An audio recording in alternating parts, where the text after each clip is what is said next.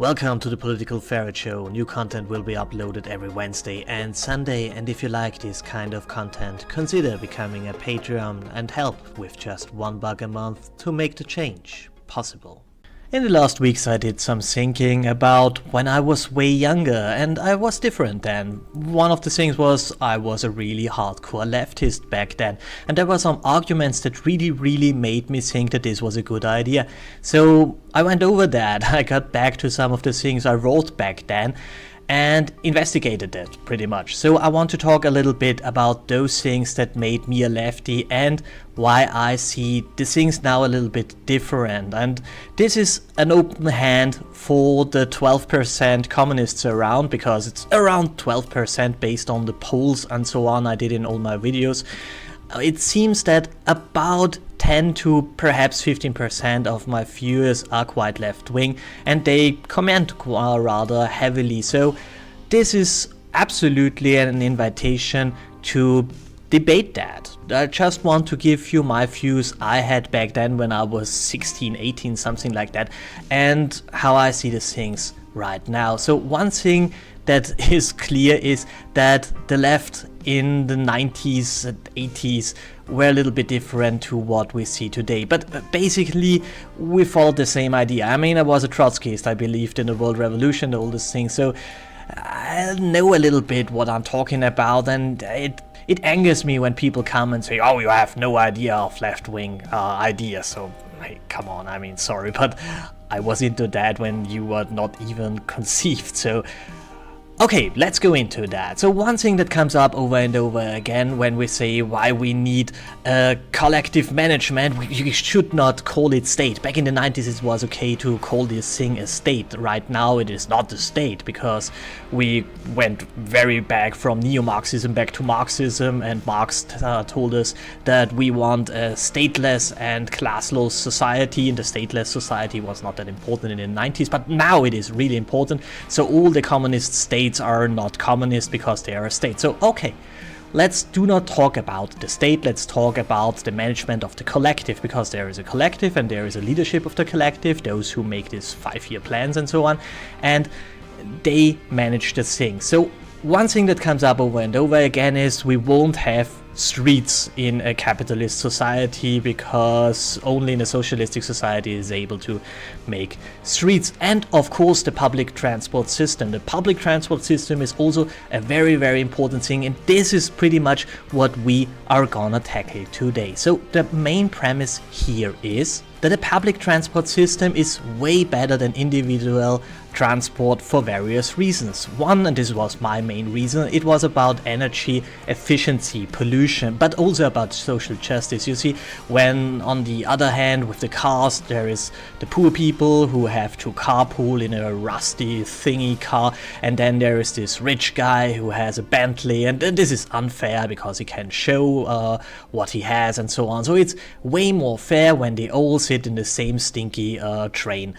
And of course it is more energy efficient if you have one train with one engine that transports 1 million people at once. You get more people from A to B with less energy, and this also will reduce pollution and so on.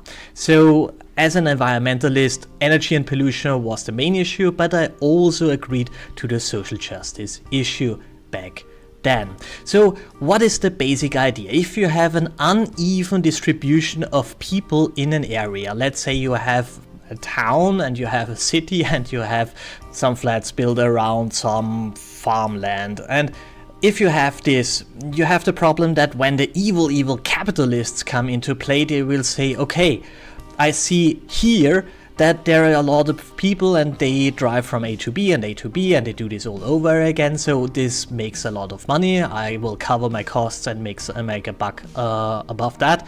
But down here there are a problem. I have the costs of running a train is higher than what I get out of that, so I close this down.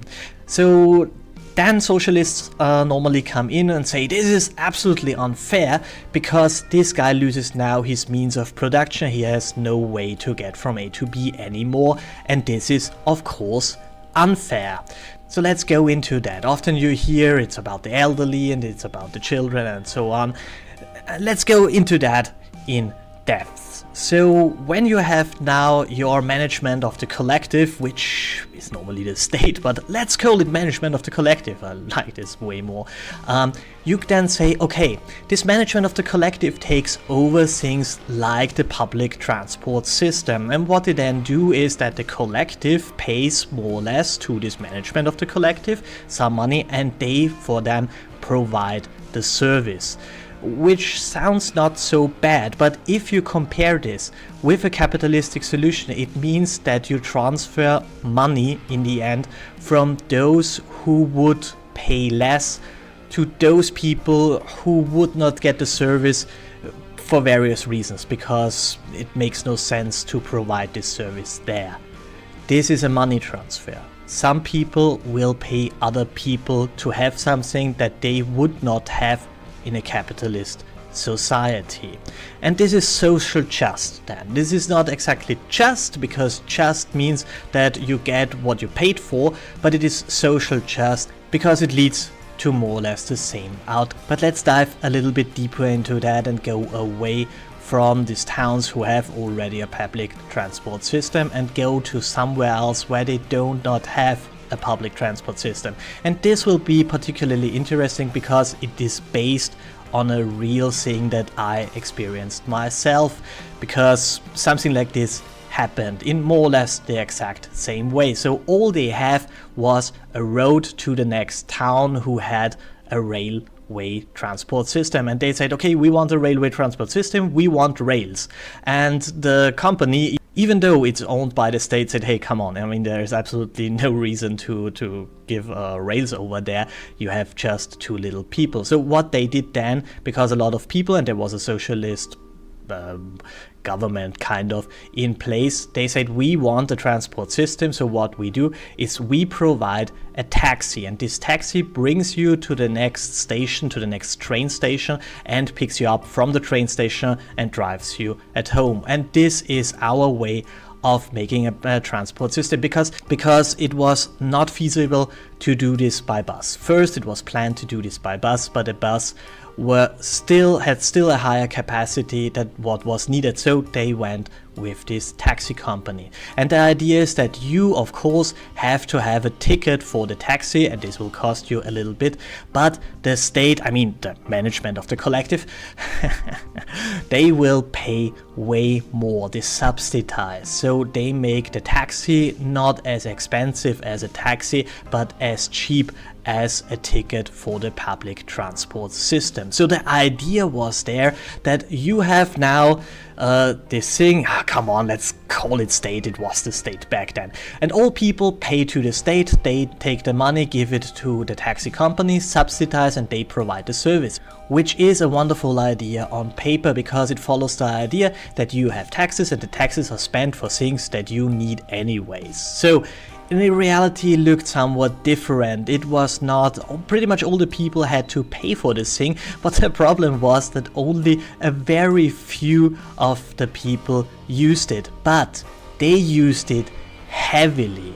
They used it for everything, and they used it in ways that were not really the basic idea of we just close the gap to the next transport system. They used it in very creative ways, and it was pretty much that the whole group, more than 99%, pretty much financed, I think it was 2 or 3 families. And the funny thing was that one of this family was quite rich. They were known for being quite rich. They were quite clever. Everybody knows that they were quite clever, and they were quite rich.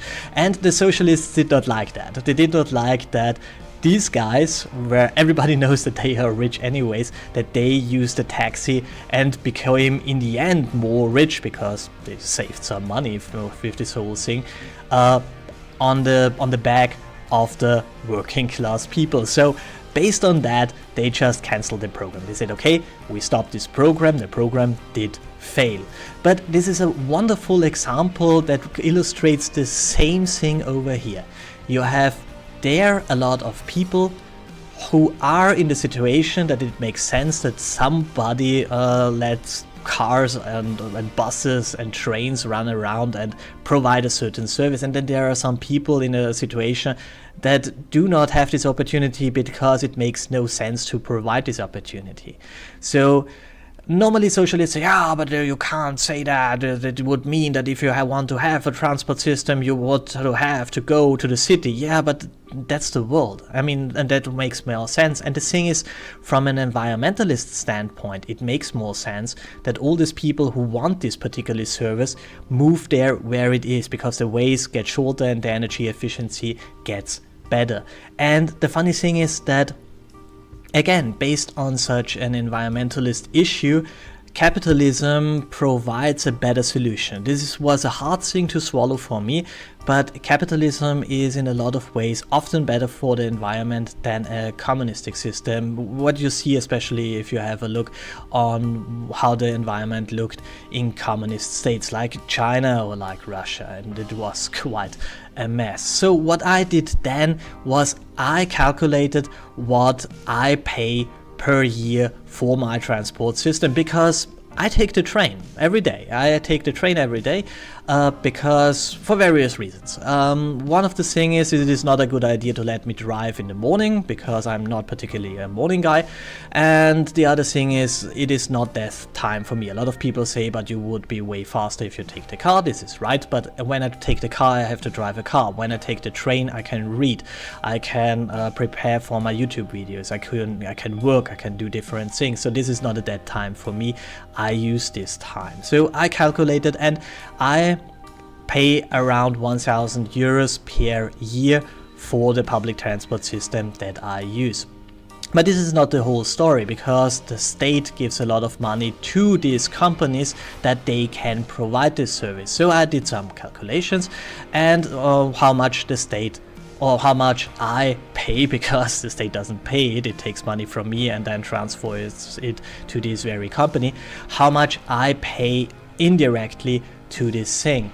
So it was pretty much that the budget of the state was about 100 billions, and they put around 5 billions into the train service and the public transport system. Again, these are rough numbers. It is not absolutely exactly, it is quite rough, but based on how much you earn, you come to around 1,000 or 2,000 euros per year that you pay when you're a taxpayer in Austria into the public transport system, especially in the train. Which means that for those guys who take the train, well, we pay 3,000 euros per year, 1,000 direct, 2,000 indirectly. For those people who do not use the train, well, they pay 2,000 euros per year for no service at all, which might be that it sounds a little bit unfair for them. When you now say, hey, come on, wait a minute, every citizen pays 2,000 euros per year just for the train system, this sounds rather high. Yeah, the reason for that, it is pretty high. The interesting thing is that the managers in the transport system, especially in the train system, well, we have a lot of them. We have one manager for every 4 kilometers of railway. And this is a lot, because we have a lot of railway, we have a lot of managers. And these managers, they don't come cheap. If you have one who gets 500,000 a year, you have a cheap one. There are some people around there who are way more expensive, let's say it like that. It doesn't mean that they do a lot, because they do not. And pretty much all of them are linked in some way or another to one of the 2, or let's say 3 bigger parties. So in the end, we pay for a lot of rich guys, and this is one of the interesting things. Whenever we have a situation where we say, okay, there are poor people over there, we have this idea of, hey, let's help them. And one idea would be, the capitalists say that, okay, go over and help them. The other idea is, okay, we bring the state into that, we transfer money to the state, and the state finds a good way to help the poor. The interesting thing is that after some years, or when you do some digging, or let's observe that a little bit more, you see that you helped pretty much the rich ones. It is always the same idea.